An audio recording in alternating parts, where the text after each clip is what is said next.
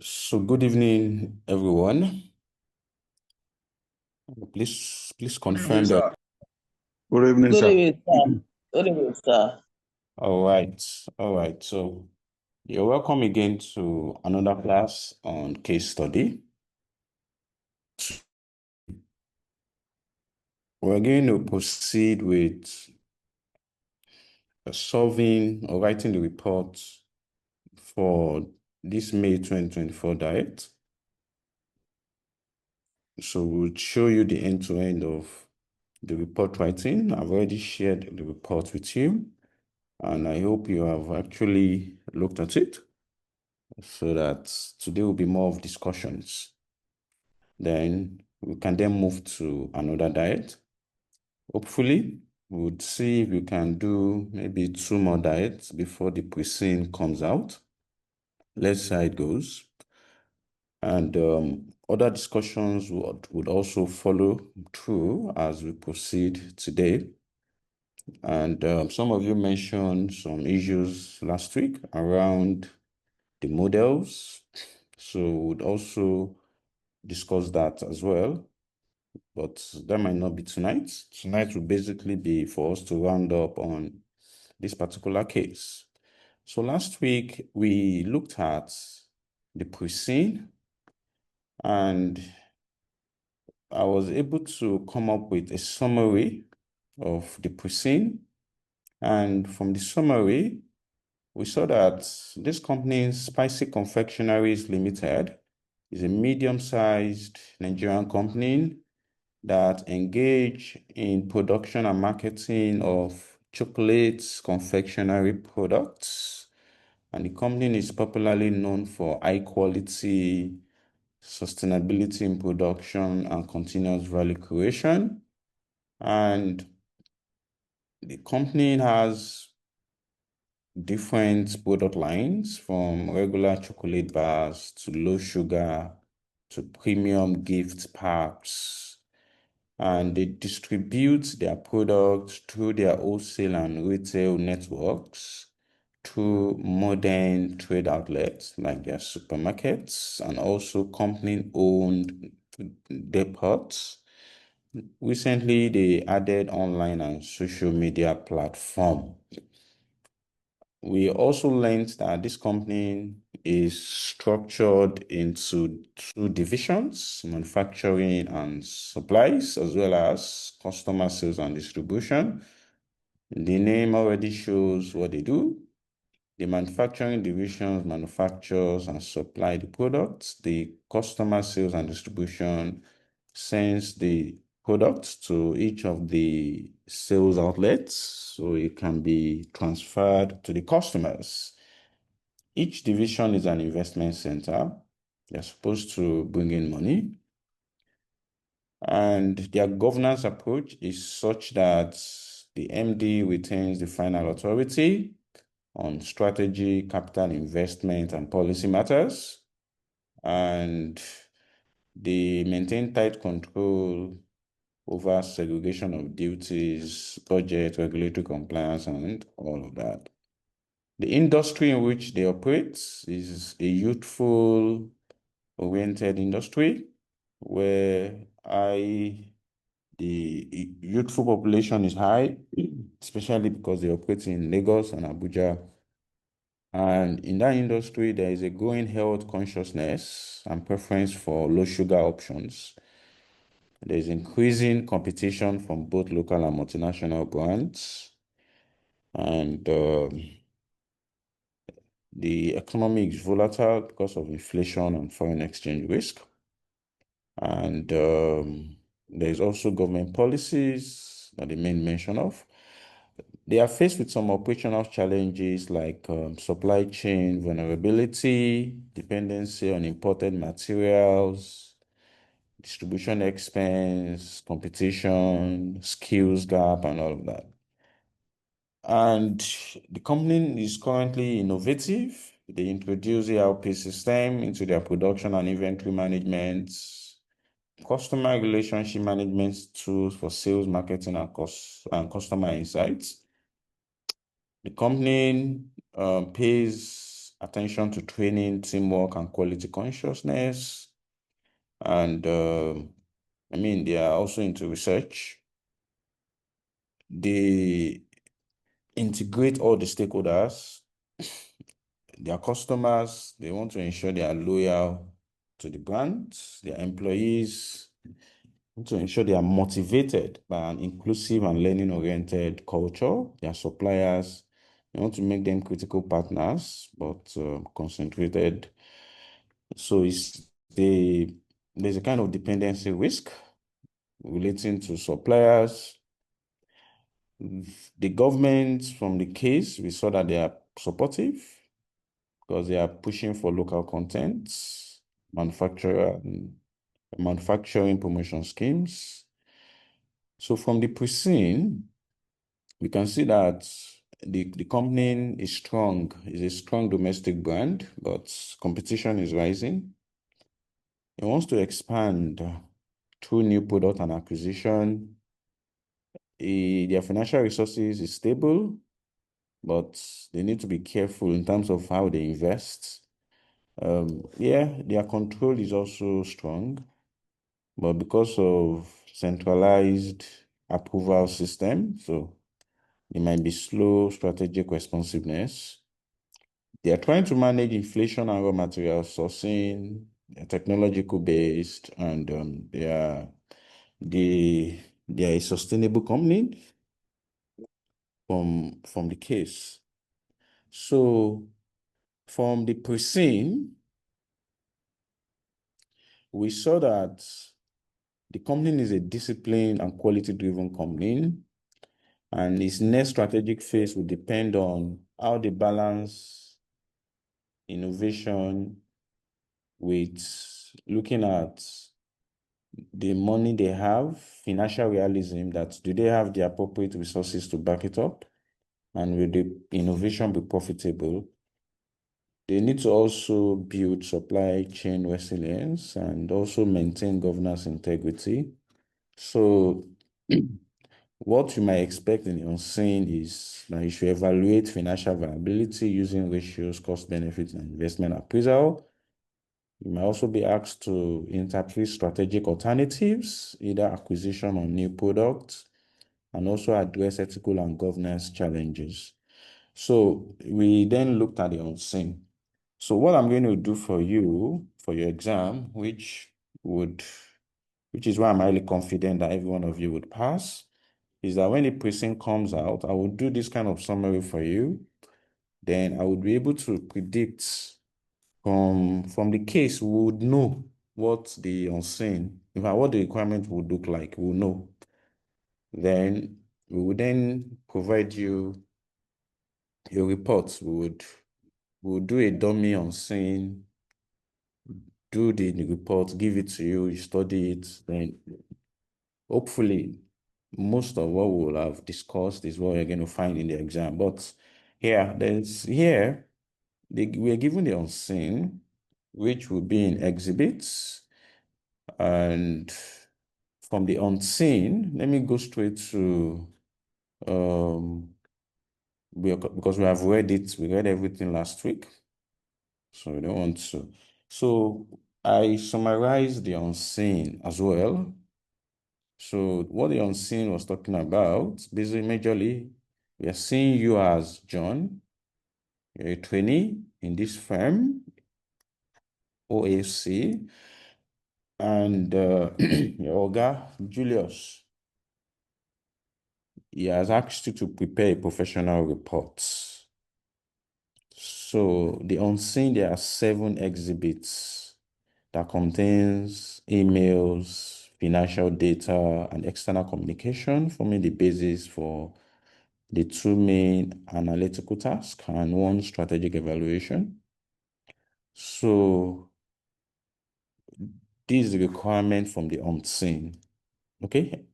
Yeah, Festus, please go ahead. I can see your hand. Yeah, good evening, sir. Sorry, I just want to confirm. You have given us a summary of the pre-scene, right? This place Yeah. now, have you started, or this is just the analysis, right? Or we have started the solution already? We haven't started the solution. We haven't started the solution. So I'm just still summarizing the unseen. Okay, I haven't started the solution. So I'm just trying to remind you so that it will then flow. So what the unseen wants us to do, they want us to do financial evaluation for acquisition. So we're going to compare financial performance of two companies, Eat Right Cakes and Smoothie Chocolate, using specific ratios. So the unseen required us to use ROCE, gross profit margin, asset utilization, and gearing to determine which company we're going to acquire between Eat Right and Smoothie. Also, we're going to do product viability evaluation. So we're going to assess the financial viability of launching a new product, diabetic chocolates. We're going to use the data given in Exhibit 8, and we're going to recommend optimal production quantity during a temporary material constraint period. So the unseen told us that the company wants to introduce a new product called diabetic chocolate, but one of the materials is constrained. We don't have enough.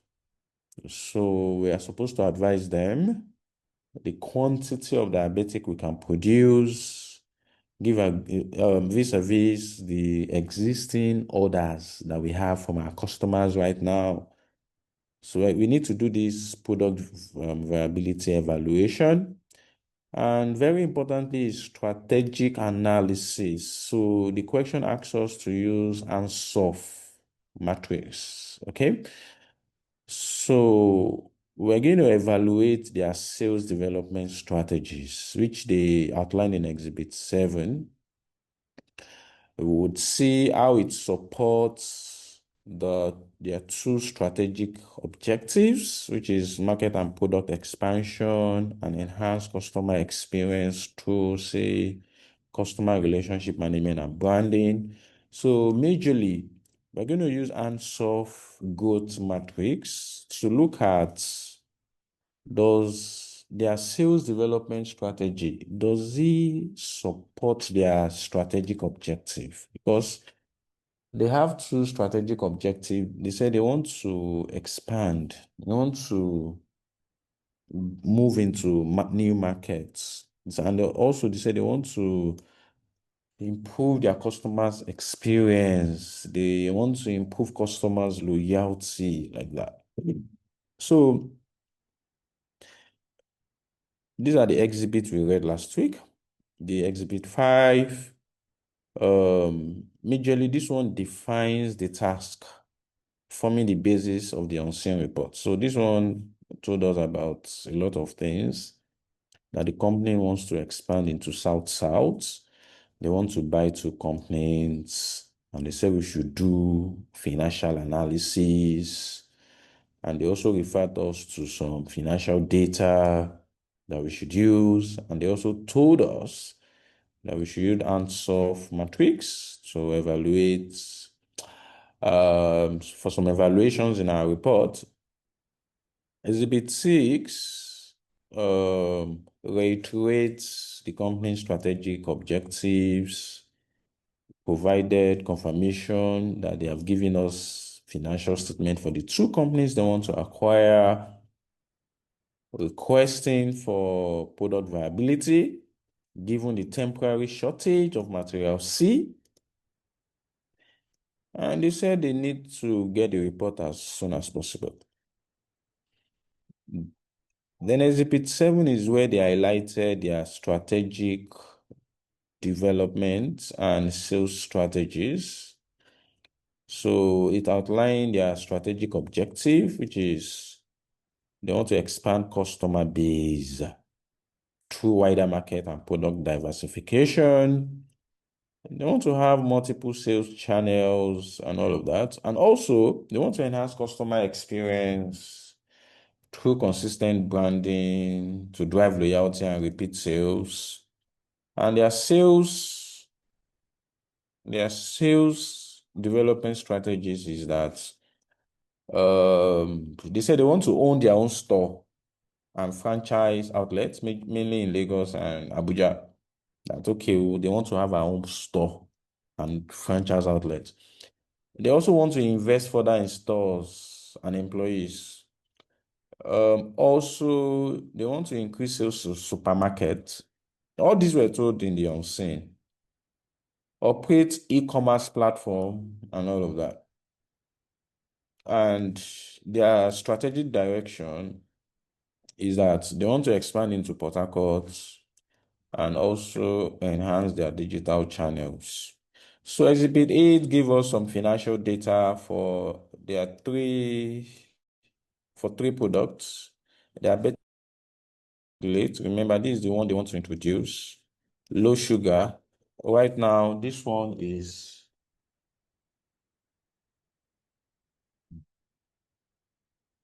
an existing product, and Honeybee chocolate. This is also an existing product. Yeah, so they give us the selling price, variable cost, fixed costs for the three products. We also told that there's a temporary shortage of material C. So material C is short. They only have 6,500 kg per month for the first 3 months of material C. There is no substitutes because of insecurity. They don't even have inventory of the materials down. And they have existing orders. Some customers have placed orders. Like for the low sugar, customer has placed 10,000 boxes. They have placed order for 10,000 boxes per month. This customer, City Supermarket. And also, the Rango department store also has placed order for 10,000 boxes of Honeybee of chocolate per month. So these are confirmed orders that they are waiting for us to deliver for our existing product. And also, but for chocolates, diabetic chocolates, the product they want to introduce, they are projecting 10 to 15,000 boxes per month as sales. Additionally, Exhibit 9 gave us financial statement for these two companies, which we are going to use for our analysis. And they told us the ratios we're supposed to use. Exhibit 10, there was a newspaper article that alleged that the company has poor waste management, their material is decaying, and they pose a potential public health risk. And the journalists that wrote the article is inviting health and food control authorities to inspect the company. Also, aside from the article, there's a letter from NAFDAC that referenced the previous advisory to discontinue use. So NAFDAC is telling them to stop using bromates and preservatives in their products. And they said that if they don't stop using it, that they will close their factory. And they have also emphasized public health implications for all of this. So note that this summary I'm doing is not part of your report. You're not supposed to do it in the exam. So I've not even started. I'm just, you need to understand what you want the case very well. You need to understand it very well before you write any report. It's as important as the report itself. That's why I'm going over. So in the exam, you don't have to do all of this. But if it's possible, you can jot the process with which you want to approach your solution. But this is just me teaching you, summarizing it for you. So what we want to do majorly, like something like this now, you can have this table that shows exactly what you want to do from the unseen. Like you are going to carry out financial analysis from exhibit, and all the information you need is in exhibit 8 and 9, where you're going to evaluate acquisition targets and product profitability. You're also going to carry out strategic analysis using Ansoff matrix to evaluate their spices, sales and growth strategy, also operational risk on how you're going to manage production during material shortage, and the issues around ethics and governance issues, so that you need to also address that article, that public health concern and regulatory compliance. So majorly, this is what you want to do. So in every case, you need to be able to come up with this. But comprehensively, you need to be able to summarize each exhibit. You need to, if you look at the requirement of the question, if I go back to see reading and planning, if you look at it, reading and planning, they give you 1 hour. 1 hour you are given for reading. So don't just jump into reports, right? You can jot it down in your notes, in your answer booklet, so that you can just do a summary of the case, write it down, reading and plan. Usually plan with the first page of your solution. Don't just jump into calculation. Plan, read which is what I'm doing. That's the most important thing. It is so important that without it, you cannot really come up with any good reports. So, which is what we're trying to achieve here. So, I've summarized the case. Now, let's write the reports. I already told you the format of your reports last week. So you need to understand that the way you write reports in real life is not how you're going to write reports in the exam. So you need to think of logical flow, right, of your reports very well. Logical flow in the sense that the normal template of a report is the cover page, executive summary, introduction, analysis and findings. Then you need to always talk about ethics, governance, and risk. It's very important. They give you 10 marks, so they don't have to ask you. Every diet, you must always talk about ethics. Is always important. It's 10 marks. Then your conclusion, then your appendices. So this is the normal format of your reports. See, you cannot follow this approach, this in the exam. It's not possible, except you want to be leaving space, which if it works for you, fine. If you want to leave space for your executive summary, leave 1 page for executive summary, leave 1 page for introduction, fine, or at most, maybe 2 pages is okay.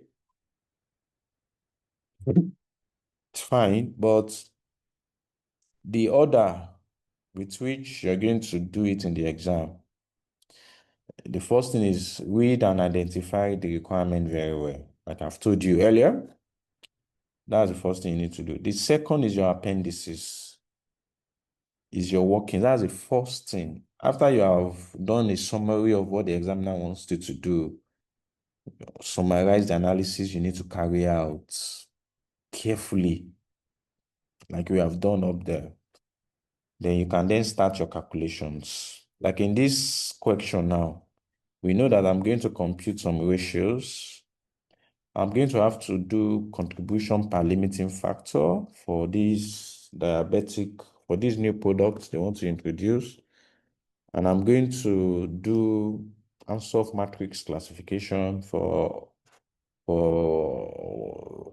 the growth strategies, right? So, of course, you know that ordinarily in the normal template of reports, appendices comes last. That's how you're going to present your report. But in the exam, it's not possible now. You cannot do analysis and findings. You cannot do recommendations. You cannot do executive summary without your workings first. So start with your workings. Do all your calculations first. The examiner gives you 1 hour for that because it takes time to do these calculations. The examiner says take 1 hour. After you have done your calculations, every other thing is easy, seriously. Then you can move into your analysis and findings. That is where you start going to be using your calculations to then do interpretation, evaluation. That's when you interpret. That is when you interpret. And the three areas here, as far as this diet is concerned, is the acquisition of those two companies, the product we want to introduce, and the strategic analysis we want to do. So those will be my headings. Those will be my major headings. So majorly, all I'm doing is that I'm going to interpret and I'll tell them the strategic and financial implications of each of my calculations. And this is the major part. This is what it gives you a lot of mark in the exam. A whole lot of mark. It takes, I think, almost 40 marks or thereabouts. So you need to properly get this right. This is where you will pass. And all of you here should pass, all things being equal, with with the knowledge you're going to gain before your exams. And at least we should still meet 3 or 4 times before your exam. So I mean, the analysis and findings is the engine room of the reports. Everything else flow from here, everything.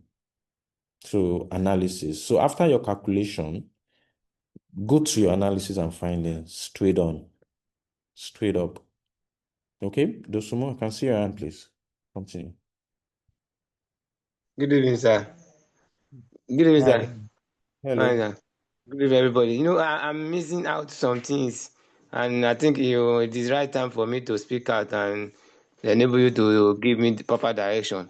As per this write-up, this report, from the cover page and to the last page, the arrangement, I think I have not gotten it properly. The cover page from cover page to the last summary. I think I need you to put more light on them so that I will know I will probably grounded on it. I'm so sorry if I'm bringing you backward.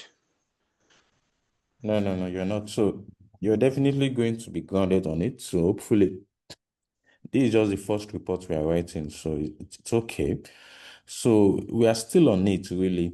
So I've already given you the major headings of a professional report. But I'm saying that, yes, you always start with the cover page, executive summary, introduction, analysis and findings, ethics and governance, conclusions and recommendations, then appendices. But I'm saying that it's not possible for you to follow this order in the exam. It's not possible. You can do your cover, but it doesn't give you any mark for this. But if you don't do it, the examiner will be angry. So I'm saying that the first thing you start with is appendices first. That's the first thing you start with. Appendix. You do your calculations, your analysis and all. Then you move to your analysis and findings because this is the main evaluation and reasoning, and it takes the major mark in the exam. So you move to analysis. So that was where I am. That is the engine room of your reports. And I'm saying that based on the unseen we have read, that what we're going to be analyzing here is the acquisition, product viability, and strategic analysis. That's what the examiner really wants us to do. Then, from your analysis and findings, your conclusion and recommendation comes handy. Yes, Because your analysis and interpretation and also the strategic implications you'll have mentioned will flow into conclusion and recommendation. Because you say, okay, because that's when you'll be talking about, okay, which company should we acquire? Should we proceed with this product? What is our strategic direction based on Ansoff matrix that we analyzed? What are the ethical actions the company should take? So it's at this stage, based on your analysis and findings, you will just, so this is so easy to write, which I will show you very soon. Then you can then go to your introduction. You can easily write your introduction after you have done all that work, because when you have done this, you are good as done with the report. So because introduction is who requested the reports, the objective of the report, the data you used, and if there are any limitations. So you will know all of this as soon as you are done with your analysis, your calculations, and all that. Yeah. So in real life, the order in which the report comes, when you package your report, your executive summary always comes in the first page. So, but in real life, you write it last. In the exam, you write it last, because that's where you write the purpose of these reports, the main analysis performed, the key findings, and the main recommendations. So, like, you need to know that what matters is labeling. For your exam, for your case study exam, you know the component of all these reports. On each page, if you want to start your appendices, label appendices. Do your workings. When you're done and you want to go to analysis and findings, start from a fresh page. Analysis and findings. Then be labeling all the subheadings, the analysis you're doing. Just do your analysis. It should be an interesting exam for you. Do your analysis. Wherever you are going to recommendations and conclusions, move to a fresh page. Introduction. So you cannot really come up with like a strong, well-formatted report in the exam like that. No, that's not what the guy is looking at. The guy is looking for a lot of things. The guy is looking for how you're able to understand the problems in the case and how you're able to structure your solution. The guy is looking for your ability to apply judgment. The guy is looking for your ability to use the data in the case to make recommendations and conclusions, right? That's what they are looking for. I mean, they will have given you a lot of data. If you are now restating the data, you are not applying any judgments, you are not doing any evaluations, you are not doing any interpretations, you are not making any conclusions, you are not doing any recommendations. That's where the problem is, right? So the order, I would strongly recommend that you follow this order. It is a sure pass for you and it makes you orderly because you're practical. They know you know what you're doing. So I just need to restate that again so that you are confident that I really know what I'm talking about with regards to the order in which you present your solution. Don't go and start with executive summary. It's a recipe for failure. Now, I want to start the solution.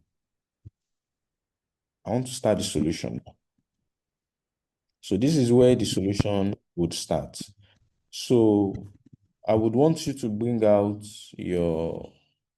the unseen so that you can follow through with this. And this is my appendix 1. So I did ratios before and after adjustments. And I'm starting with the unadjusted ratios for eTrite. This question already told us the ratio we're supposed to compute. We're supposed to compute returns on capital employed, gross profit margin, asset utilization, and gearing. So return on capital employed is profit from operations all upon equity plus borrowings, right? So profit from operations, I don't know if you have the unseen opened, so that I won't be going back and forth. Can you confirm this 12,000?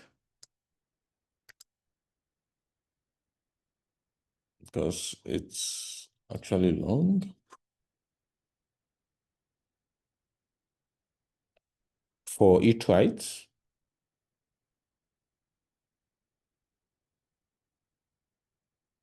Yes, it's 12,000 okay, because I don't want to profit be from going, operations. yeah, it's 12,000. I don't want to be going back and forth, so you need to have it open and follow.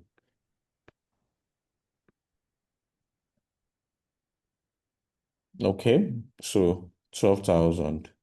Now, you need to confirm the equity also by 35,250 plus the borrowings, which is 35,000. 30,000. Now, this borrowing, did they use just long-term borrowings or long-term and short-term borrowings? There's long-term borrowings of 24,000 and there's short-term borrowings of 6,000 naira. Yes. So I think the examiner told us that we should use capital employed as equity plus long and short-term borrowings. We're told in the unseen. So which is why we use long and short-term borrowings. So if you are not told, if you had used just long-term borrowings, you are right, then you are good to go. But even me as a standard, I usually like to use my capital employed as equity plus all fixed interest debt. All fixed interest debt, meaning both short and long term. In as much as this fixed interest that we pay interest on it. That's what I use. So eTrite is doing 18.39%. We'll see. Then I compute my gross profit margin, which is gross profit over revenue. From the gross profit is 39,000. The revenue is 102,000. Then this guy is doing a gross profit of 32.24% on every sales. And his asset utilization, his ability to convert his asset revenue, how well he uses his asset, his revenue over total assets. Revenue still 102,000. The total asset is 75,000, which you can see on the face of the statement of financial position.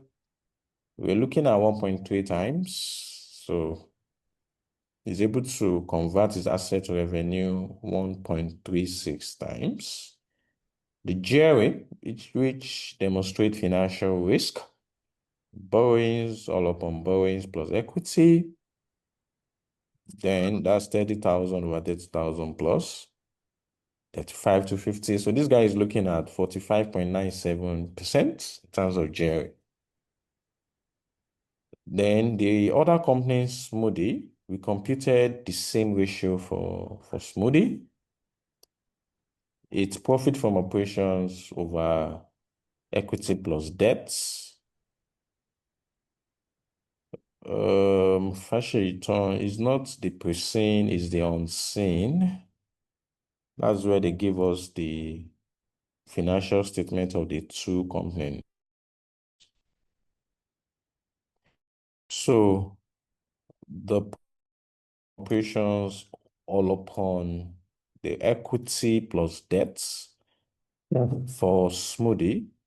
So Smoothie is doing 13.14%. Okay, this guy is doing 18.39. Gross profit margin, which is gross profit over revenue, Smoothie is doing 30.37% gross profit on every sales. Smoothie is able to convert his assets to sales 1.27 times. So which is revenue over total asset. And gearing, which is borrowing over borrowing plus equity. So 31,200 over this. So it's doing a gearing of 52.12%. So this is the first thing you need to do in the exam. Compute unadjusted ratios. And I went ahead to compute the adjusted ratios. And why am I doing these adjustments? And that's because the unseen, it told me that because I'm going to compute another set of ratios, right, after making some adjustments, because they told me in the notes to the account of Eatright that Eatright sold some goods and he has agreed to repurchase it in the next few months. And he recognized such as sales. No, he cannot recognize such a transaction as sales because IFRS 15 says that when there is a repurchase agreement, now you're going to treat such as a loan because it goes to show that you have not transferred risk and reward. You have already entered an agreement to buy the goods back from the customer. So you should not recognize that as sales. So we're going to remove it. And secondly, that sales should be recognized as a loan. So we're going to remove it from sales, recognize it as loan. And if they had made any profit in between that had been recognized in profit, we need to remove that as well. So this adjustment has to be made. And also for Smoothie, Smoothie uses revaluation model while Eatright uses cost model. In order to compute the ratios, we need to make sure the accounting policy is similar. So we're going to bring back Smoothie from evaluation model back to cost model. So all the evaluation he has done, we need to reverse it. We need so that its account and that of Eatright becomes comparable. Okay, I think I have a few questions from you guys. I mean, feel free to talk if you have any questions. Somebody said, where is the first ratio from? I don't seem to understand that question. What do you mean, where is the first ratio from? Hello, sir. Yes. Sir, are we using May 2025 or November? I'm sorry. Which of the past questions are you using, sir? Well, I'm trying to use May 2025. I didn't see Moody. I didn't see that figure. Revenue. I didn't see. My revenue is different from what you have. We're using May 2024 diet, and I've shared it with you. I've shared this material with you. My 2024. expectation is that you'll have Nice. even read this report. My expectation is that you'll have even read all of this. That you would know them. Okay. Yeah. So these figures are from the unseen. This unseen is May 2024. And I shared it with you. It's May 2024. And this is where I'm getting the figures from. They give us the accounts. Yeah. This is the account of the two companies. This is where I got all the figures from. which is why I said you should open it and be telling me the figures. All the figures are here. And this is the analysis I was telling you about. For Eat Right, he made a sales and he agreed to repurchase it. So that cannot be recognized as sales. It would be recognized as a loan. And usually marks up is a sales by 60% on cost. So that means you will have recognized profits. We need to calculate and remove this profit. And also, Smoothie uses evaluation model. Why it tries to use this cost model? We need to make sure they're on the same model. So let me continue with my workings. So while you open that section, just follow me with this. Okay. So this is the first thing you do in the exam. This calculation of your ratios. Then we need to make some adjustments to our figure and recompute the ratios again. Yeah. Please go ahead with your question. Please, sir, I wanted to ask, why do we need to calculate the unadjusted ratios first? Because we need to see the impact of putting the two of them on the same level. We are going to speak to it in our analysis and findings. We're going to speak to it in our analysis and findings that this is where we're coming from. This is where we are. That if we had not made those adjustments, this guy will have been better. But now that we have made these adjustments, there were changes, right? If this was a question on SBR, for example, now, if it is SBR, strategic business reporting, I will not do the ratios before adjustment. I will not. But this one, these workings is not just for working's sake, it's for a report. You are going to analyze. So maybe that would, I mean, like this guy now that computed ratio that recognized sales on a repurchase agreement. I mean, it can determine everything that their governance system, the accounting system is poor, that their internal control is poor. I can use that to advise Spicy that they should not buy the company. Because if we had not made adjustments, you would have higher ROCE, higher gross profit margin, better gearing, better asset utilization of this. If I didn't compute this, I won't be able to speak to that, which is the analysis and findings is where we're going. So that's why you really have to show the examiner that you need to tell that story. So I need to start from somewhere, then move to where we want to be, like that. So now, having done the ratios, now let's make those adjustments to the key items it affects. So I want to reverse that artificial sale, and I'm going to recognize it as a financing obligation. I will reverse that sales and recognize it as a financing obligation.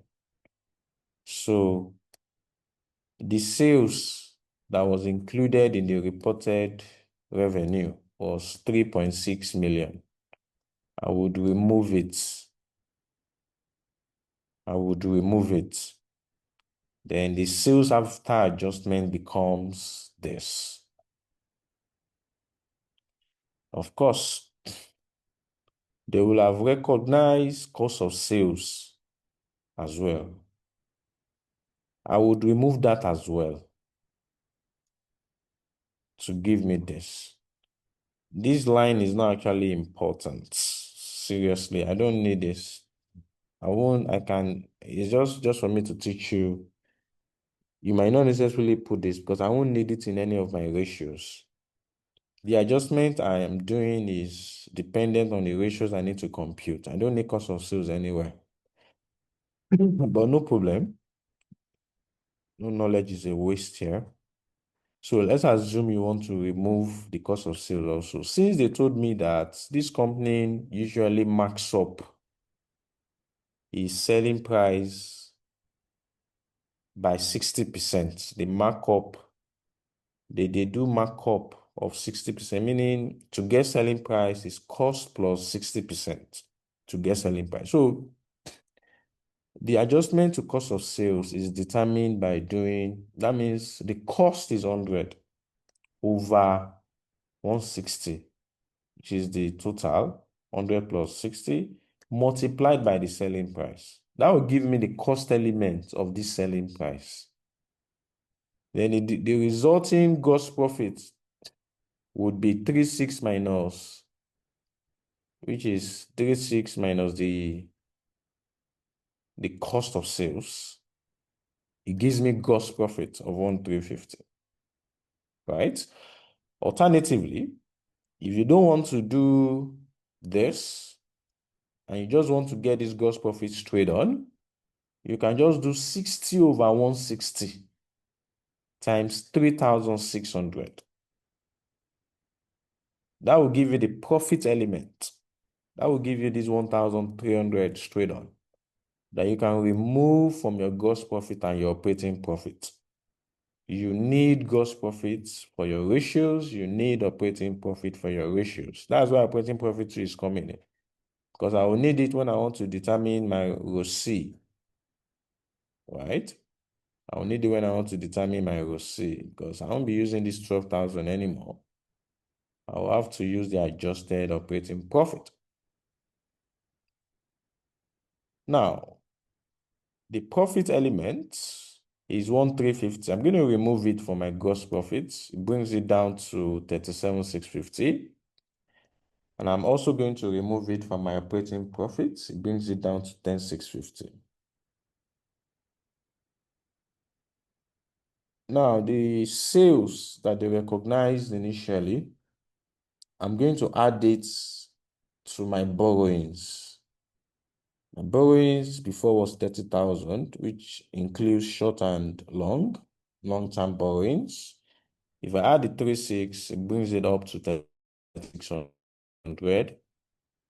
And don't forget that your profits will flow to your equity.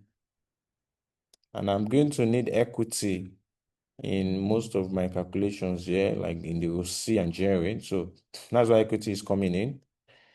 So I'm going to remove that unrealized profit or that profit, this 1,350. I would also remove it from equity as well. So my equity comes down to this. So these are the adjustments that I've made. Then I can go ahead and compute my adjusted ratios. Okay. Yeah, you can go ahead with your questions. Thank you, sir. So I wanted to ask a question as regards ROCE.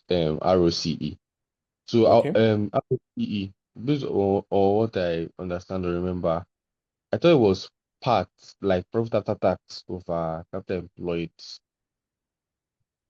So I just want to clarify because I was not really Okay. sure.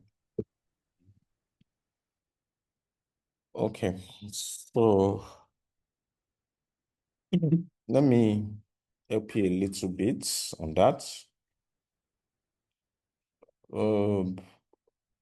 ROCE is a very flexible ratio, and I would always advise you to always use profit from operations over equity plus borrowings. Not that you cannot use profit after tax, but if you're using profit after tax, you cannot use equity plus borrowings. You have to only use equity alone. You have to only use equity alone because ROCE is saying returns on capital employed. Returns on capital, the return you are giving to those that gave you money. So if the return you are looking at is profit after tax, profit after tax is profit after you have paid everybody. You'll have deducted interest. You have paid the interest, the debt holders, because the return to debt holders is the interest. So that profit after tax is the profit to just the equity holders. So if you are using profit after tax, then the denominator will be just equity. If you want to use your denominator as equity plus debt, then you need to use profit that belongs to all of them, which is the profit from operations, which we'll also call profit before interest and tax. I hope that answers your question. Okay, there's another hands up. Yeah, thank you, sir. You're welcome. Somto. Good evening, sir. Good evening. Sir, please, I'm confused on why we are doing adjustments, like Okay. before and after adjustments. Okay. But maybe you came in late. I think somebody already asked that before, and we explained it. So let me just help you also. So this company, these notes that they gave us. So the note 1 here, sales by Eatwright. So Eatwright made some sales and he entered into a repurchase agreement that is going to buy those goods back, but it still recognize the item as sales. IFRS 15 will not allow you to recognize such as sales, right? So in the exam, nobody is going to tell you what I'm telling you. You should know that anytime there is a sales and repurchase, that's what they told us here. So you need to, and so that means we need to make those adjustments. We need to make that corrections. Otherwise, our ratio would be wrong. So that's why I computed the ratio unadjusted. Now, okay, if I compute these ratios normally with the way they gave us in the question, this is what it looks like. And after, you have to do that to tell a story to the examiner in your analysis and findings. It's important you do that, seriously. You cannot just, the adjustment is, of course, sacrosanct. You have to do it. Otherwise, your ratio will be wrong. So this note 1 is the adjustment we just made now. That sales that I recognized, we removed it because since he has entered into a repurchase agreement with the customer, that is not a sale anymore. It's a loan. Because you're going to buy it back. So it automatically means that you have not really transferred the risk and reward, and you cannot recognize such an item as sales. Anytime you entered into a repurchase agreement, you sold to somebody, you say you buy it back. That means you did not sell. So you only borrowed money. The money, whatever money the person gave to you, is borrowings. So we remove this 3.6 million from sales and we recognize it as borrowings. And we also remove the profit element he has made. It makes markup of 60% on cost. So we remove that also. So I did an adjustment for cost of sales. I did an adjustment for gross profit. But I told you that cost of sales adjustment is not really necessary because we don't need that line item. So you can easily compute the profit element. The profit you must have recognized by doing 60 over 160 because it marks up. So to get this 3.6 million, you must have added 60% on cost. So his profit element is 60%. So this 3.6 million is at 160. If I want to get the profit element, it's 60 over 160 times 3.6 million. I cannot just do 60% of 3.6 million. That would never give you the profit. It's 60 over 160 that gives you the profit. So you can easily get that 1,350 that way. So that's the first adjustment. I'm now going to do another adjustment for Smoothie because Smoothie uses evaluation model for its non-current assets, while eTrite uses depreciated historical cost, which is cost model for its non-current assets. We cannot go ahead with our analysis in that manner. We need to make sure the two companies are on the same base. They're using the same policy. So you will see us now bringing Smoothie to cost model. We cannot take it right to evaluation model. We don't have that data. We don't have that information. We cannot do that. But I can undo the revaluation. I can undo the revaluation because I have figures. I have excess depreciation of 1.3 million. I can see the revaluation reserve in the books of Smoothie 6.5 million. In fact, in my OCI, in fact, this revaluation surplus was actually 7.8. This 6.5 million that you're seeing here, because ordinarily this should be 7.8, but they have already transferred 1.3 million from revaluation reserve to retained earnings. That they call excess depreciation, which the examiner told us in the last sentences here, that Smoothie Chocolates has transferred the excess depreciation for the year of 1.3 million in the revalued asset from revaluation reserve to retained earnings. All this needs to be removed. All this needs to be removed. We need to reverse all of this, right? And that's why we are doing these adjustments, because of this. We need to put things right. Otherwise, our decision will be flawed. We're going to be advising them wrongly. Yeah. Yeah, thank you, sir. You're welcome.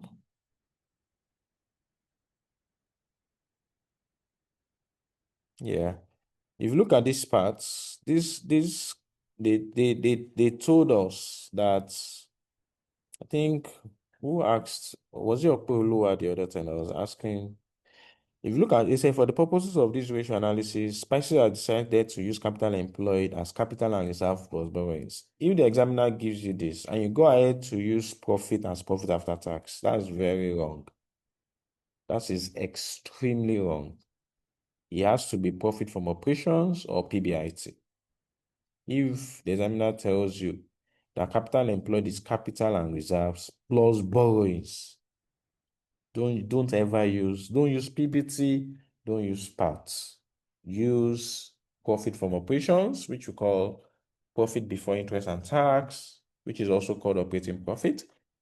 And the guy already told us that borrowings should be seen as long-term borrowings plus short-term borrowings. So all figures given. Back to the solution. So I've explained this adjustment to eTrite accounts. Okay. Remove the revenue, remove the profits, added that revenue to loan, remove that profits from equity, because the profit will have flown to equity in form of retained earnings, right? So I need to remove it as well. So my second adjustment is that of Smoothie. So I'm going to remove the revaluation and I'm going to add back excess depreciation. That is basically what I want to do at this level here. So what I'm trying to do is I want to restate Smoothie's non-current asset to cost basis by removing revaluation surplus and also reversing excess depreciation that was created by the revaluation.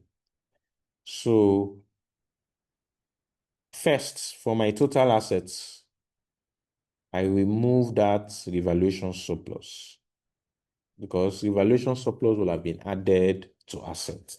I removed it. And if you check the total asset of Smoothie, it was this. When I remove that revaluation surplus, it gives me this. And can you all see this revaluation surplus? Please, guys, you need to follow through. Cannot afford to sleep. This is a critical point for you. Also, I'm going to remove this same amount from equity. I'm going to remove that revaluation surplus from equity. Okay? So equity, this amount is in equity. Though 6.5 is in revaluation reserve, 1.3 is in retained earnings. So, but it is a total of 7.8 million. Now, my excess depreciation, because of that revaluation surplus, they will have the depreciation they will have charged will be higher. And it told us in the question, in that note, that there's an excess depreciation. That excess depreciation, and they told us that they usually charge excess depreciation to cost of sales. They charge it they told us in the question, in that note. So that excess depreciation that they have charged because of sales are added back. Okay. And I do the same thing to operating profit because I will need operating profit for my ratios as well. And that's all the adjustments. Okay. Yeah, I'm with you. I can take your questions now. Yes, sir.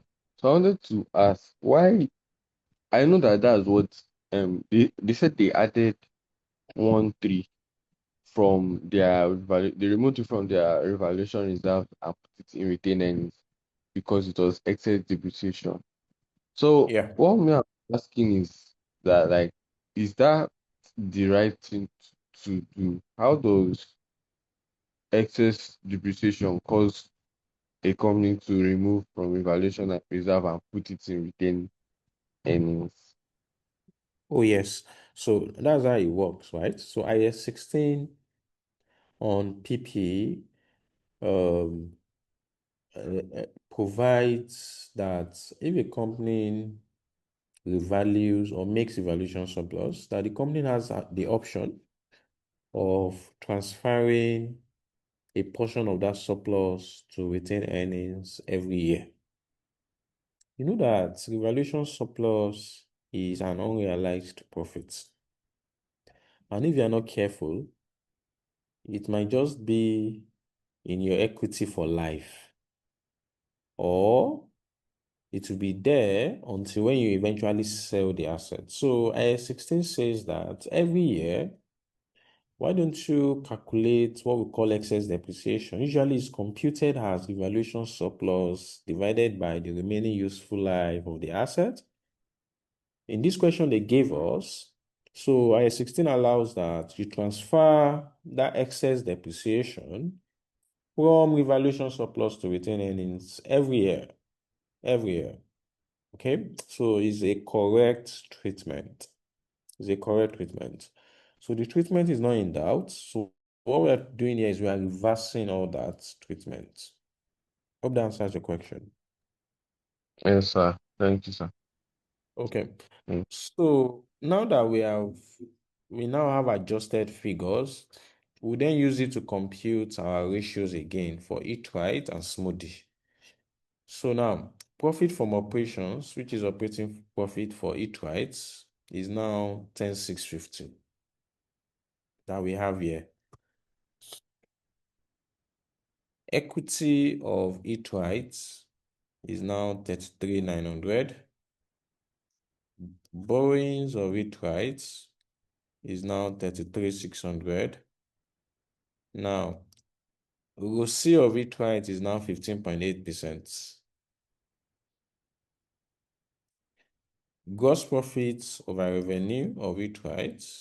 Revenue or gross profit is now 37,650. Revenue is now 98,400. Okay, so 38.3%. Revenue, which is 98,400 over total assets. Okay, still the old total assets we'll still use. No adjustments to that here. So it's still the 75,000, so 1.31 times. Gearing, which is debt over debt plus equity. Using the adjusted figures, we get 49.8%. We do the same thing for Smoothie. After we have removed the evaluation and added back the excess depreciation, we will get ROCE. ROCE now is 17.61%. Gross profit margin is now 31.89%. Asset utilization, 1.43 times. Gearing is now 60%, like that. Okay, I can take your questions now. Okay, sir. Okay, I understand what you just said, but sorry to bring us back to that excess depreciation. If there is surplus, is it and we like move the revaluation surplus to retained earnings? If there's depreciation on that, like excess on that surplus, isn't it supposed to like reduce the retained earnings or something like that? Sorry, just confusing. No. That's a different thing entirely. So the excess depreciation here is just a mechanism IAS 16 says that you should use to be earning the revaluation surplus. You're actually earning it by transferring from revaluation reserve to retained earnings. Means that you have now earned it. That surplus that is unrealized, you have now earned it. So that it's now available for distribution to shareholders. This is different from the normal depreciation you will have computed on the assets itself that would have gone to either cost of sales, admin, or distribution, depending on the policy of the organization. So it's different. So the aim of this is to earn that part of the surplus. I hope that answers your question. Yeah, yes, sir. Sorry, sir. Then, Please, I still have a question on that. All right, Dapo, go ahead. So, how do we calculate this excess depreciation? Can you just, it's something that we can just quickly Yes. understand? So if not that this question gave it to us on a platter, if they didn't give you, you will have calculated it.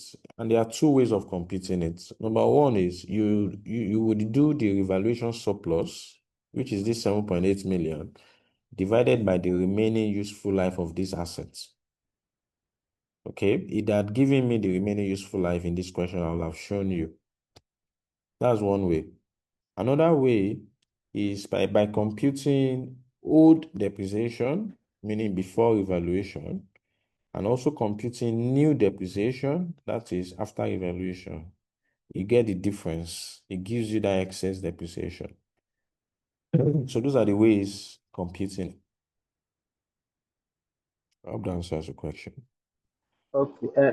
The new depreciation you are talking about is like what I have in mind is correct. Is the new revaluation amount or new revalued amount divided by the Remaining total useful life. remaining useful life, right? Yes, that's correct. That's correct.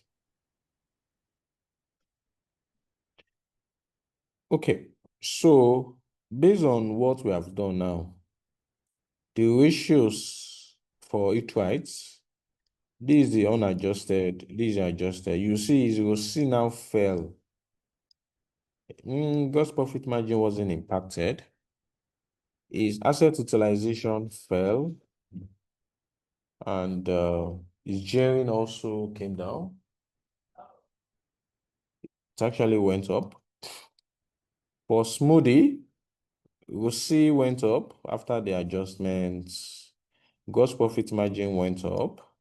Asset utilization went up. Gearing went up. So if I'm comparing the two companies now, Now, I put them side by side so that when I'm doing my analysis, it's easy for me to make reference to. Each smoothie, gross profit margin, smoothie, asset utilization, gearing. In the exam, to be frank with you, you might only do this. You might not really, except if you are comfortable and you're flowing very well, then you can just do this summary table just for you to make reference to them easily. And if you wish, you might not even do any of this stuff. You can be going back and forth and be switching when you're doing your analysis. It's fine. So that's the end of Appendix 1. That's the first thing you do in the exam. The ratios. The second thing you do is contribution per limiting factor. That's the second thing you do. Because we are supposed to evaluate the product that we want to introduce. We're supposed to advise on the quantity we can produce of it. Can we produce it now? Can we not? And all of that. So the examiner gave me some data. So from that data, I'm told that material C is limited for the first 3 months. And anytime they tell me in a case that resources is limited, for me to make any decision, I have to compute contribution per limiting factor. You need to know this. It's common in case study questions. You need to understand the fact that whenever resources, materials are limited, you need to find the product that maximizes contribution on the little resources you have, because materials are limited. So it's expected that you should divert that material to the product that maximizes the use of that material, that generates the highest contribution from the use of that material. So the data I'm using is from Exhibit 8. And I'm going to be using selling price and variable cost elements per box for the 3 products given. They gave us the table in the exhibit.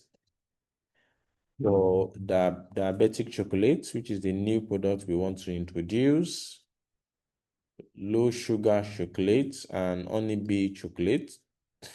So for me to compute my contribution per limiting factor, I need to compute my contribution first, which is my selling price minus variable costs. So my variable costs are majorly direct material, direct labor, and variable overhead. I take away my selling price. So the question already gave me all these variables for each product. Diabetic, low sugar, honeybee. They gave me the selling price per box.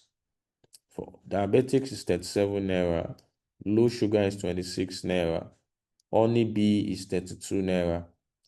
And they gave me the variable costs for each of the products. And these are the variable costs. So my total variable cost, which is 14 plus 15 plus 3 plus 5 plus 3.5, is this. If I take away this variable cost from this selling price, it gives me my contribution. I do the same for low sugar and same for honeybee. It gives me my contribution. That's the first thing you do before you can get contribution per limiting factor. Now, again, to get the contribution, when I say per limiting factor, it means per the quantity of materials. So that means I need to get the quantity of material used by each product. So I need to get the quantity of material they use for each of the boxes. And how do I get that? The question gave me the price of material per box. They gave me the price of material per box. Say per box, per kg.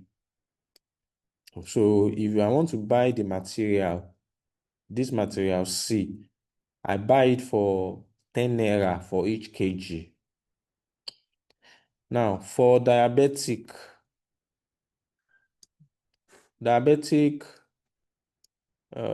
uses, the material he uses, it costs 5 naira for each box. For low sugar, the material it uses, the material C uses, it costs 1 naira for each box. Only B, the material C it uses, it costs 3 naira for each box. From this information, from this data, I can determine the quantity of material C used by each product. Since the price of 1 kg of material C is 10 naira, and diabetic chocolate only uses material that is cost 5 naira. That means it doesn't even use up to a kg. If the material it uses is just 5 naira. To get the quantity of material it uses for each box, I'll have to do this 10 naira for each kg divided by the cost of the materials for each box. That gives me the quantity of material used for this. I do that for each product. So for diabetic low sugar honeybee, this is the price of the material they use per box. But given that they are using very little material, and given that the price of the material per kg is 10 naira, to get the quantity of material they use, I will just do 5 naira divided by the price of the material per kg, and that gives me the quantity of material they use. This is what I'm looking for, the quantity of materials they used. So a lot of students got this wrong. I don't know. It requires some analytical reasoning to be able to get this right. It's simple for you if you can find a way to get the quantity of material C used by each of them. They already gave me the price of quantity per kg. They gave me the price of what they are using. So I have to do this divided by the price per kg for me to get the quantity of materials that they used. Now that I've gotten the quantity of material they use, then I can then determine contribution per limiting factor, which is where I'm going. So I've computed the contribution up there in the step 1 for each of the products. I've computed the quantity of materials they each used. All right. Then I can get the contribution per limiting factor by doing this contribution divided by the quantity of material used.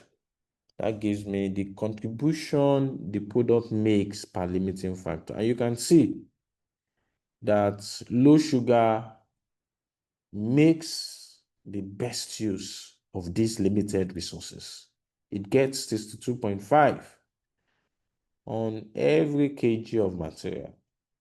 So it is on this basis that I'm going to rank. We usually rank packages. So I'm saying that prioritize low sugar. Prioritize it. It gives us the highest contribution for each product, for each material, package of material, followed by Honeybee is also doing well, followed by Diabetic is also doing well. But prioritize, this is the order. So low sugar comes first. Now, the way the question is structured, they told us that there are some orders right now. They told us that there are some confirmed orders. So we need to, and the orders are from City Supermarkets. They told us they needed 10,000 boxes of low sugar. And this other guy, the Rango department stores, he needs 10,000 boxes of Honeybee. So we need to take care of those orders first. We need to take care of those because these orders are on ground. So before we can produce any additional product, we need to meet, because the material is limited, it's constrained. So we need to take care of those orders.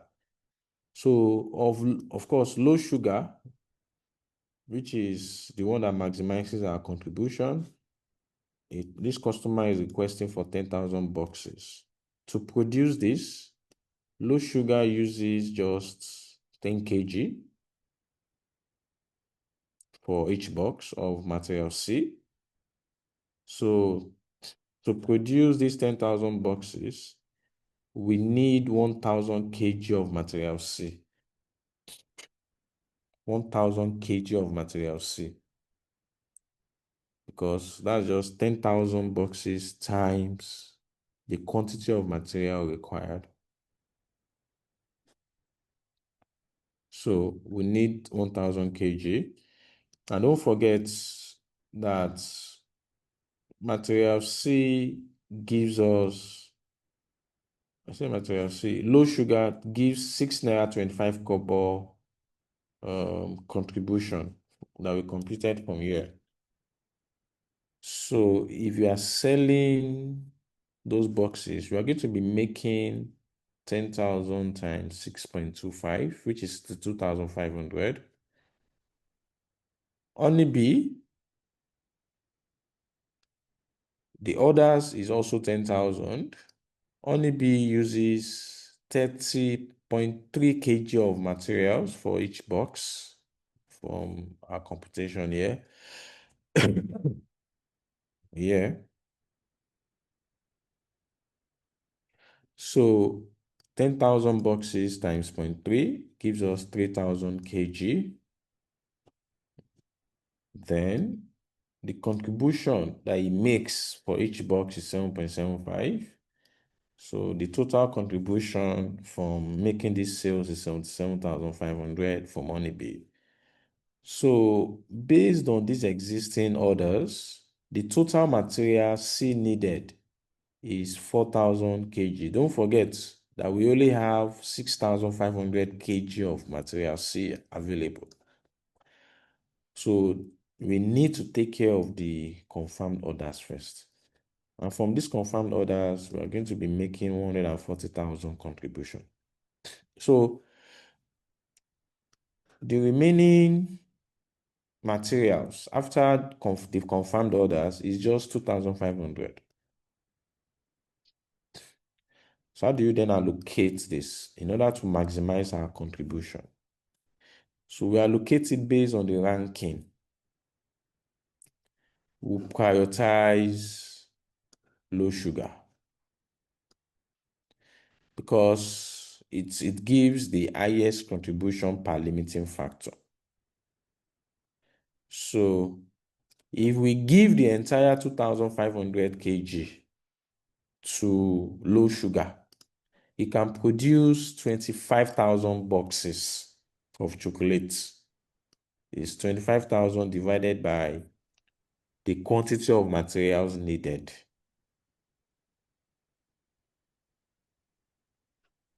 If you multiply that 25 boxes times the contribution it makes, we're looking at around 156,250. Then the one that came second is Honeybee. If we decide to say, okay, let's give Honeybee the entire 2,500 kg of materials divided by the quantity per box, it can do 8,333 boxes, and its contribution per box is 775 kobo. So it will make a contribution, additional contribution of 64,581. And diabetic chocolate, which is the one ranked last, if you allocate the entire remaining material to it, it can come out with 5,000 boxes of chocolate. It's doing a contribution of 10 naira and it can only do a contribution of 50. Of course, our decision is to give the entire materials to low sugar because it gives us the highest contribution. So if you allocate to low sugar, we get the highest contribution.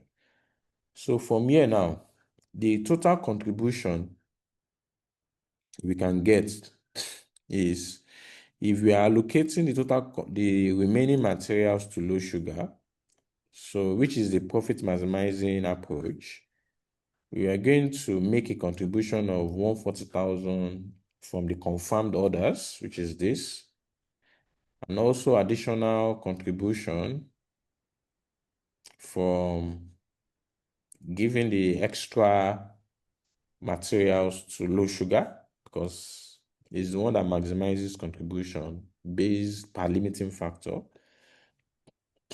So the total contribution we are looking at is this.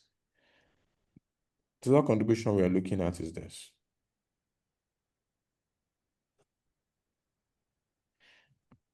You can ignore this other part. I was just trying to test something that I know it can't work. It won't work because what I was looking at is, okay, let's assume we ignore the confirmed orders, but it won't work. Well, let's assume we ignore the confirmed orders and we'll say, okay, let's see the one that gives us the highest contribution per limiting factor. So meaning the entire limited resources, that if you allocate it in its entirety to low sugar, it can do 65 boxes multiplied by its contribution, though it's giving me total contribution, but it will not work. It will not work like that, because that means we will now not take care of Honeybee, and there's a confirmed order, and we don't even need 65,000 boxes. The customer only ordered for 10,000 boxes of each of them, so it's not going to fly. So we need to follow this approach, take care of the confirmed orders first, then whatever is remaining, use it to produce the one that is giving us the highest contribution per limiting factor, which is low sugar. We get additional boxes like that.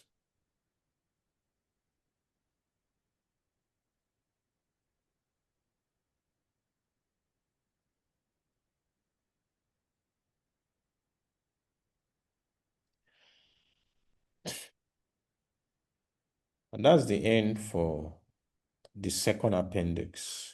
Sorry, sir. Hello, sir. Yes, Tapo.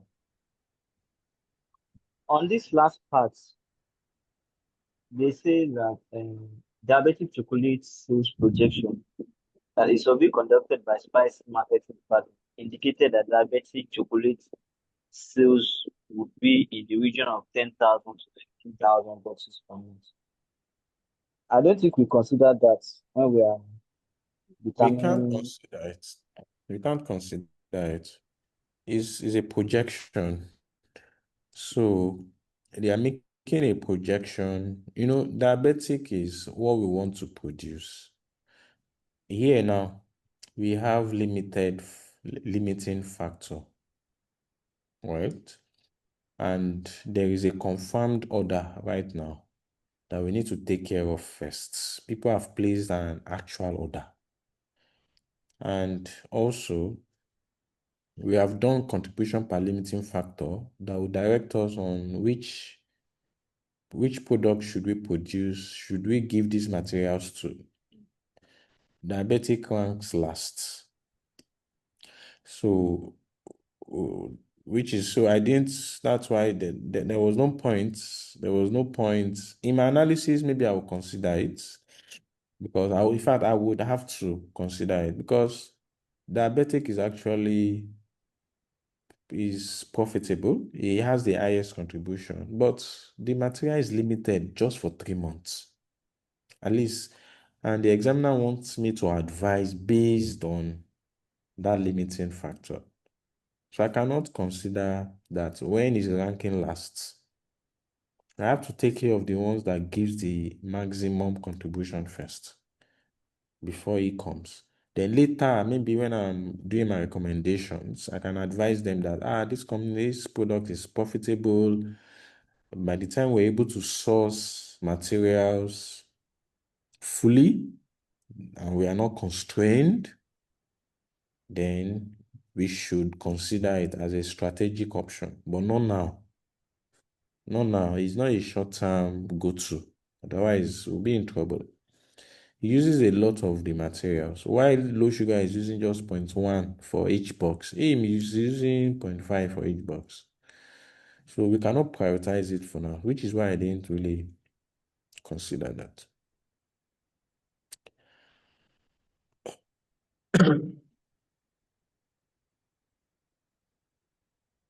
The third appendix is the Ansoff matrix. So I need to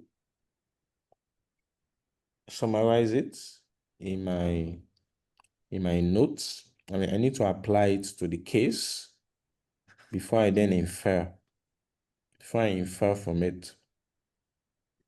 So, and Ansoff matrix is a model that looks at a company growth strategy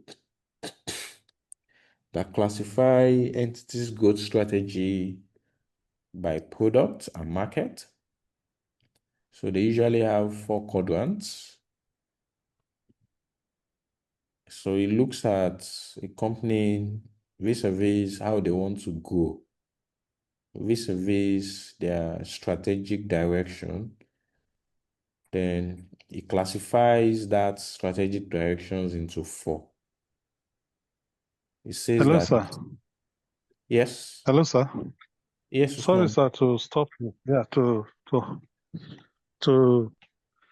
yeah, I wanted to say that before you go to Ingo Assoff matrix, this Sure. linear programming we just solved as an appendix, considering how the exams usually come, whereby maybe it's when we get into the exam hall, we'll now see some of this other unseen, and we don't know Yeah. how to compute this linear programming. And considering that some of the appendix only take 4 marks, if we don't get the computation right, is it not going to affect our overall score in the exam, sir? That's what I wanted to ask. Okay, that's a good question. First, this is not linear programming. It's contribution per limiting factor, right? So, I just want to contextualize that first. 2, um, it really depends. Really, it depends on the kind of mistake you make, right? It really depends on the kind of mistakes you will have made in the exam. So because you really have to learn how to do contribution per limiting factor. It's important because I've seen it severally. Even the next one we're going to do is there. Contribution per limiting factor is there. Other ones like that. And you need to learn how to do that majorly for financial data. Other ones, it's not going to substantially affect your marks, right? Because the examiner looks beyond the numbers. He looks at your judgment. He looks at how you use information. He looks at your recommendation, right? So if you compute wrongly, but they look at your computation, they look at how you're able to use your workings to advise, to interpret, to make recommendations. The mark you will lose is very small. It's really very small because case study is not just about these calculations at all. It's about four major things. Your ability to structure problems and solution, your ability to apply judgments, your ability to make recommendations and conclusions, and of course, multidisciplinary skills like that. So, I want to answer your question, Uthman. No, it will not at all. It will not. But there are some things you should know for your case study exam. Number one is ratio.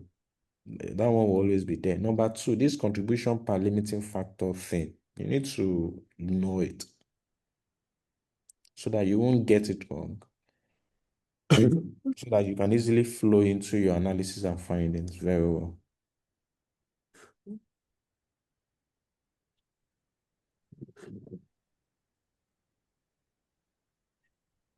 Okay, so let's finalize with I'm okay, sir. okay. So let's look at Ansoff matrix. So Ansoff matrix is another one that you need to familiarize yourself with. You need to familiarize yourself with it because it's also common. Maybe in our next class, I will discuss some other common one with you, like Pestel. You need to familiarize yourself with that one too. It's also common. So, and of course, when your present comes out, I will tell you the one you need to, that will definitely come out. At least look like three. One of it would be what the examiner would ask you in the exam. So you'll have actually read and know that one very well. So Ansoff majorly is used to analyze or evaluate entities' growth strategies by product and market. So when he look at your approach to growing, right? You can either say that, okay, the approach you are using is market penetration. Okay, you can say, okay, we classify it as market. This is market penetration. Now, market penetration is like you want to enter a market. So when you want to penetrate a market, definitely that market is not a new market. It's a market that has been there. And you too, that you want to penetrate a market, you cannot penetrate a market with a new product. Yeah, you must have something. And that's why market penetration is when you want to enter an existing market with an existing product. That is market penetration. You want to enter an existing market with an existing product. That's market penetration. So usually what you want to do is to increase your market share in that market using your existing product. And the way it's done, you will do a lot of promotion,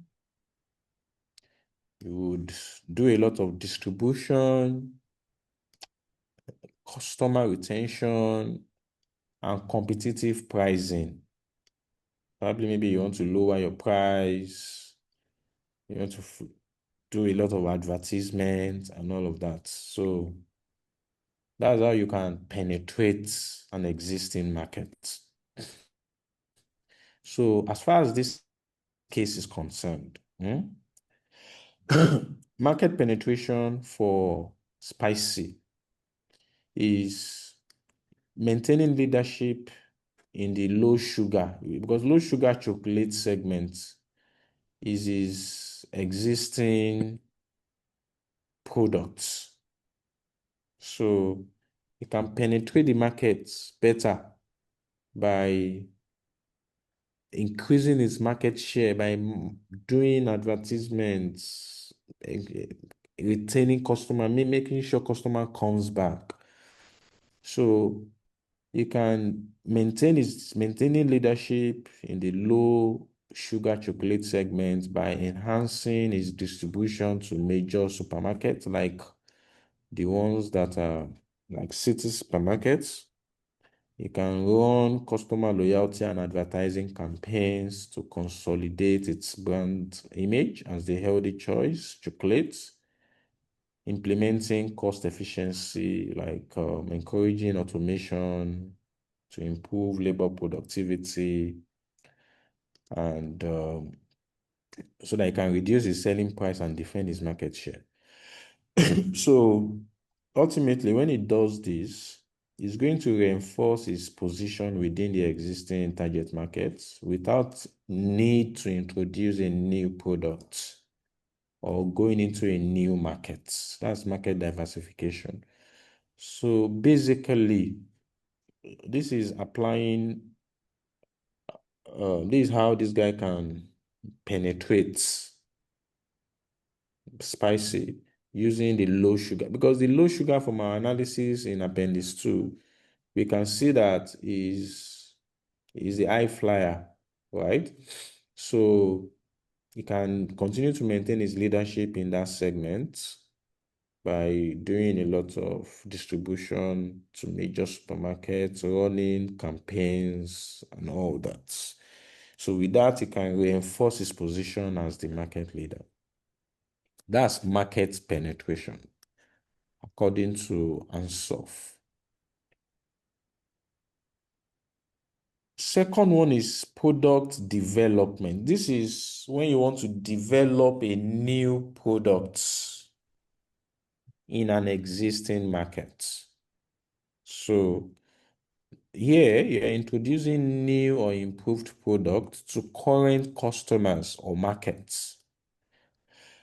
So what you want to leverage is the brand loyalty you have in that market and your distribution channels you have already established.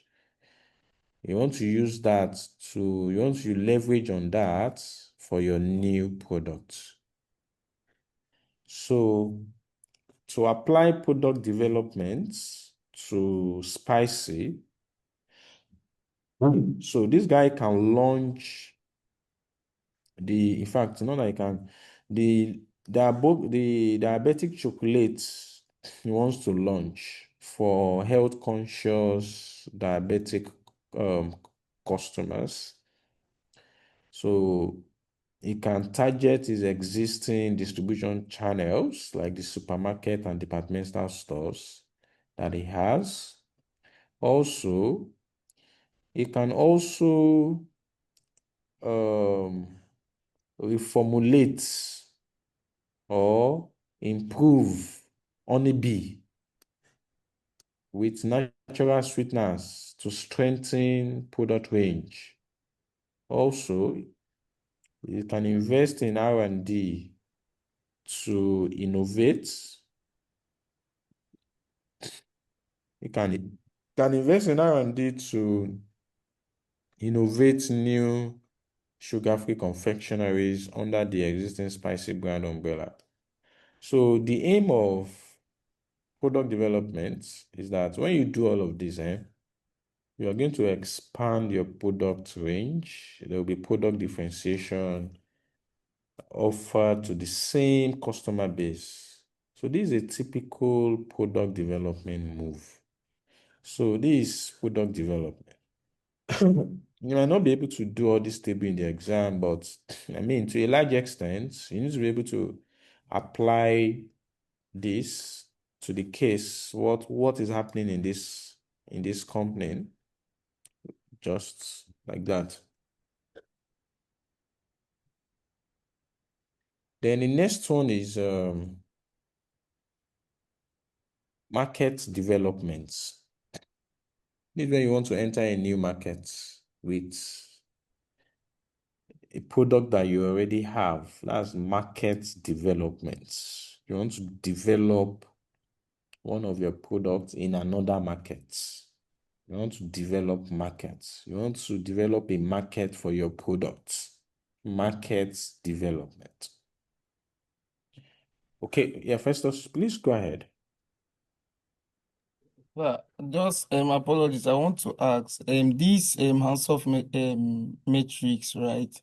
I was in my head. I'm thinking, is it not supposed to be a full part of the report rather than being part of the appendix? Because on its own, it should be like, I don't know. That's just what I'm just looking at it as. Shouldn't it all these things like exactly the way it appears here?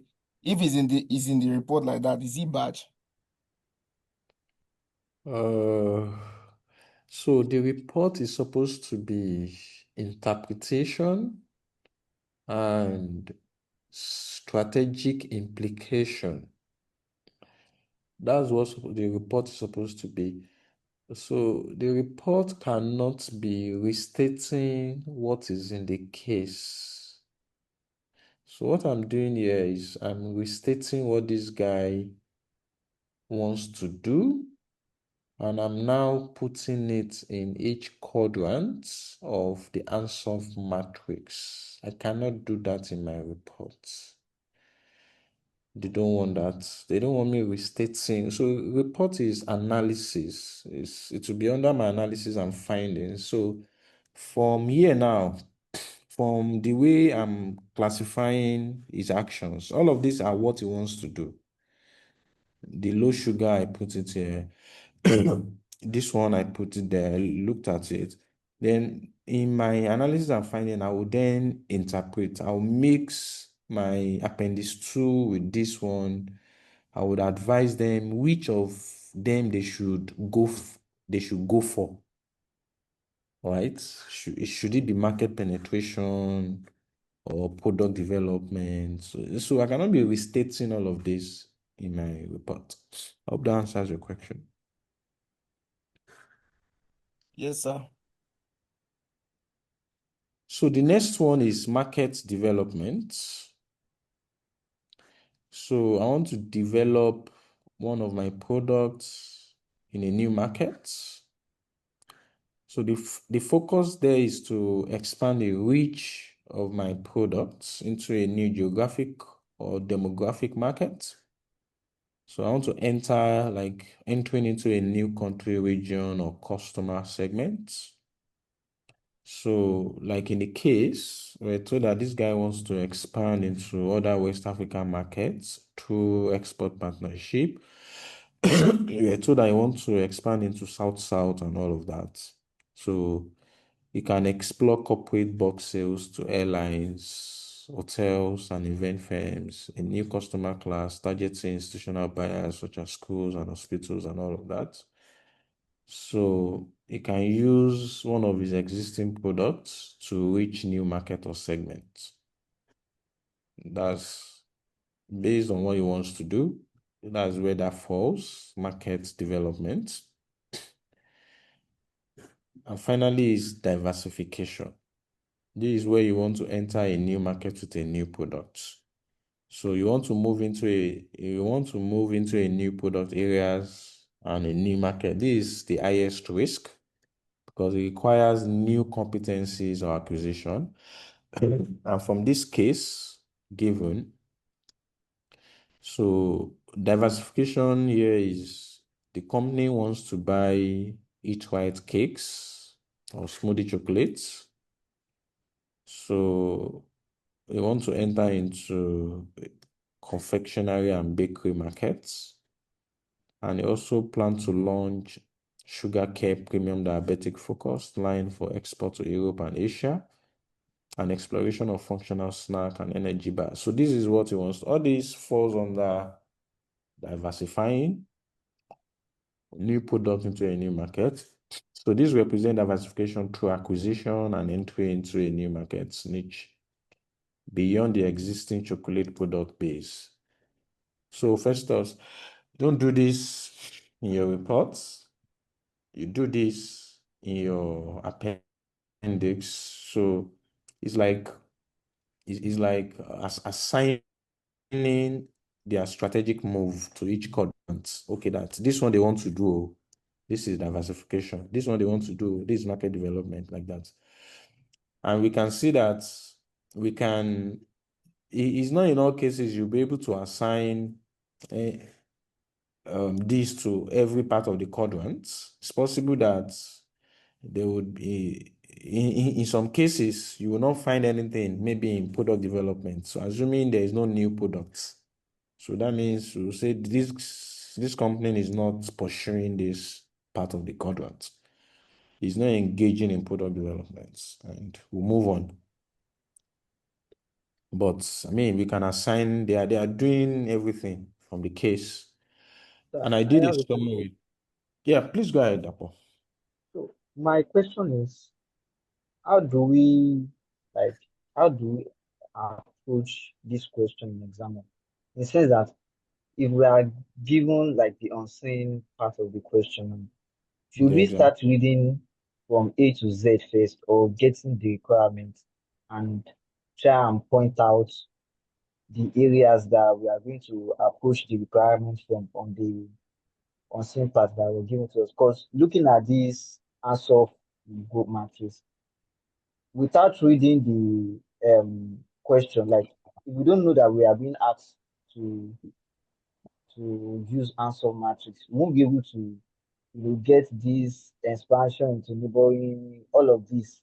You understand? Yeah, It's not going to be so easy to start identifying where they are in the question, because the question yeah. is just too much, the unseen and the foreseen, just too Mhm. much to start getting your points. So, and also in the exam, are we allowed to start maybe highlighting and jotting some things on the question so that we'll be able to know where this falls and what we plan to do on this particular part of the question? Or what do you think, sir? Yeah. I think I already mentioned that, Dapo. So the examiner gives you 1 hour for planning and reading. 1 hour. So we would have looked at the present. I would have projected some things for you. I would have given you some models, like like 3 or 2. I will have analyzed it, what you should expect. If you are lucky, you're going to get it like that. If you're not, there will be some deviation. But I can tell you for free that what you will get will be close to what we have. So the first thing you do in the exam is to read the case, the unseen. And it's not much, seriously. It's not much. So you have 1 hour to that. When you're finished reading it, you need to then jot the requirements down, what you want to do. And that was the first thing I did in this class today. I went through what I want to do, and Festus was even asking me, is that the solution? I said, no. I'm just trying to establish what I want to do. So what I did was you need to summarize the unseen into different parts. You need to summarize the requirements, what you want to do, because the examiner would tell you the requirements. So they will tell you what you should do. Then you would do, okay, yeah, I want to do financial analysis. That means I'll compute ratios. Yeah, I want to do strategic analysis. They need me to use this model. Yeah, I want to do operational analysis. So I need to do contribution per limiting factor.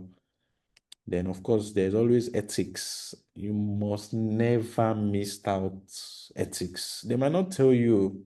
In fact, they will not even tell you. You must always talk about ethics. Then when you are done with that, that's your planning. You already plan. And I already taught you that the first thing you do is your appendix, your workings. That's the first thing you do, which is all these things I'm doing. And another thing that you need to get used to is the fact that your model, you need to come to your appendix. It comes to your appendix. The model you want to use, applying it to the case, it comes under your appendix.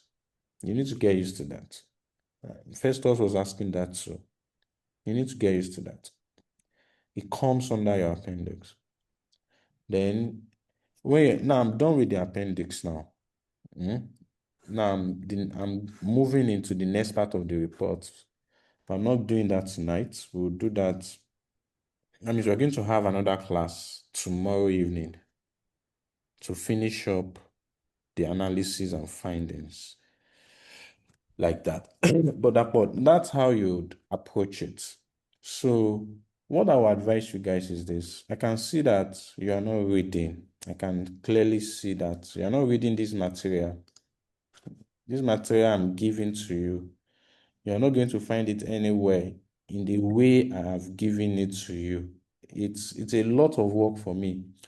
It's a lot of work. If you know the work that has gone into this for me, to simplify it for you this way, everything you need, you are not going to find it anywhere like this. Everybody is just doing a summary. They'll just give you a summarized this thing. So I would advise you, go and read these cases. And you see that I'm not giving you everything at a go. The last one I gave to you, it was 100 pages. Now, it is, when I'll be sharing this with you, it has gone to 153 pages because I've added another diet, which we are going to solve after this one. That one too is detailed. I've given you a detailed report. Just all you need to do is just to read those my reports. Just read it first. It's going to douse a lot of your questions and start building your confidence. You need to start reading these things. So tomorrow, make sure you have read the analysis and findings and the appendix. Sit down, read it, read the unseen, come to appendix to make sense. You'll be able to relate them before you then come to. So tomorrow, I want our analysis and findings to flow. If we can finish this analysis and findings recommendation so that we can start another diet. Let's start November 2024 diet. This one too is another very detailed diet. If you can finish this one, let's even do one more before the precinct comes out. Then we sit down and analyze the precinct. But again,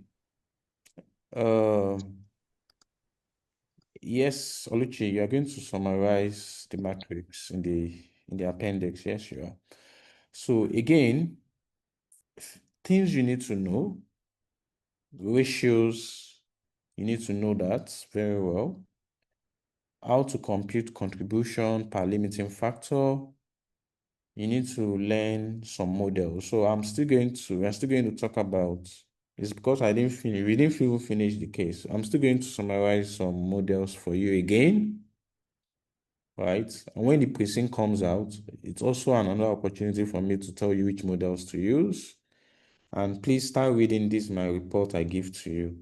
I'm not going to share this one with you yet because we have not even finished this one. So let's finish this particular diet before I share the updated material with you. But read it so that we're going to have another session tomorrow. So now we're going to be having it's going to be Saturday and Sunday now, the way it is, evenings. so that you have more time for yourself. Just come, review the cases and all of that, then you go. So I'm stopping here for tonight. Do you have any questions so that we can go?